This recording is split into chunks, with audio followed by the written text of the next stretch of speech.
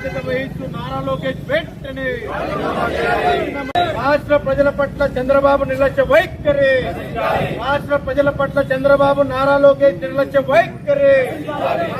ఏదైతే కూటమి ప్రభుత్వం ఎన్నికలకు ముందు మేము మెగా డిఎస్సి నిర్వహిస్తాం, ప్రతి ఒక్కరికి టీచర్ పోస్టులు భర్తీ చేస్తామని వాగ్దానాలు ఇచ్చి దొడ్డిదారిన ఈ ప్రభుత్వం ఏర్పడింది.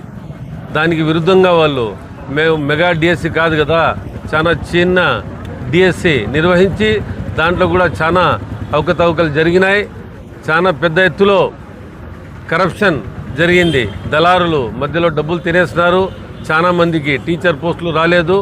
దీనికి నిరసనగా ఏదైతే మా పార్టీ ఈరోజు నిరాదీక్ష చేపట్టిందో దాంట్లో భాగంగా విద్యాశాఖ మంత్రి నారా లోకేష్ గారు వెంటనే రాజీనామా చేసి ఈ రాష్ట్ర ప్రజలకు క్షమాపణ చెప్పవలసిందిగా కూడా ఈ సందర్భంగా వైఎస్ఆర్ కాంగ్రెస్ పార్టీ డిమాండ్ చేస్తుంది.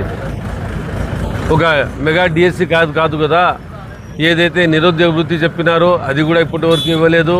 అలాగే ఫీజు రియంబర్స్మెంట్ ఇప్పటివరకు కాలేజ్ యజమానానికి వీళ్ళు డబ్బులు చెల్లించలేదు. ఈ రాష్ట్ర ప్రభుత్వం ఎప్పుడైనా చంద్రబాబు నాయుడు ముఖ్యమంత్రి అవుతాడో దాని తర్వాత ఈ రాష్ట్రంలో ప్రతి ఒక్కరికి ఇబ్బంది తప్పితే ఎలాంటి పీస్ అనేది ఉండదు.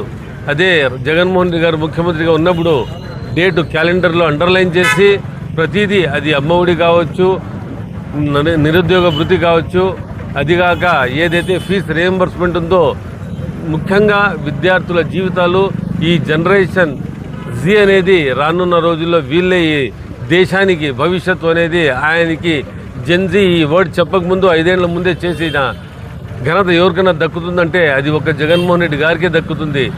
ఇంతటి ఆలోచన చేసి ఈ రాష్ట్ర భవిష్యత్తు గురించి ఆలోచించేసే మన జగన్మోహన్ రెడ్డి గారు మళ్ళీ 2029లో ముఖ్యమంత్రిగా ఆయన రావాలని, ఆయన ముఖ్యమంత్రిని చేసుకోవాలని కూడా మిమ్మల్ని అందరినీ నేను వేడుకుంటూ సెలవు తీసుకుంటున్నాను.